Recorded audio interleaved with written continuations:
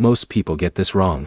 They think canceling Kikoff is just one quick button, but the biggest mistake you need to avoid is canceling without understanding how it can affect your credit history.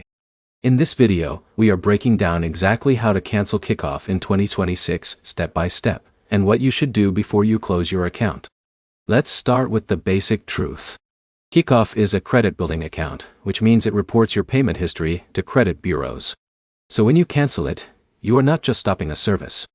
You are also changing how your credit profile looks. Now here's where it gets interesting. For someone like Alex who is still building credit, closing the account too early can reduce active credit history, which may slow down credit growth. So let's go step by step. First, check your account status.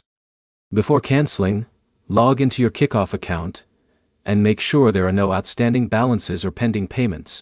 Everything must be fully settled before you proceed. But here's the problem most users overlook. If you cancel while a payment is still processing, it can cause reporting delays or confusion on your credit report. Second, understand how cancellation works. Kikoff does not always require a complicated process. In many cases, you can request cancellation through your account dashboard or by contacting support directly. In a minute, I'll explain what actually happens to your credit report after you cancel, so you know what to expect. Third, contact support or use account settings. Most users will either find a cancellation option in settings or need to reach out to Kikoff customer support.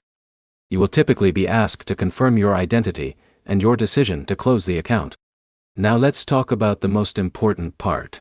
What happens after cancellation? When you close Kikoff, the account does not immediately disappear from your credit report. It usually stays there as part of your credit history for some time. That means your past payment activity can still help your credit score. For someone like Jake who used Kikoff to build credit, this history can still be useful even after closing the account. But here's what you need to be careful about. If Kikoff is your only active credit account, closing it could reduce your credit activity, which might slow down your score growth. So should you cancel Kikoff in 2026? You should only cancel if you already have other strong credit accounts like credit cards or installment loans, reporting positive history.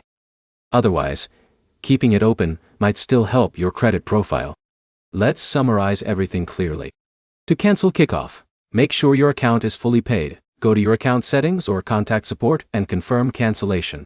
But always check your credit situation first, because closing it can impact your credit history depending on your profile.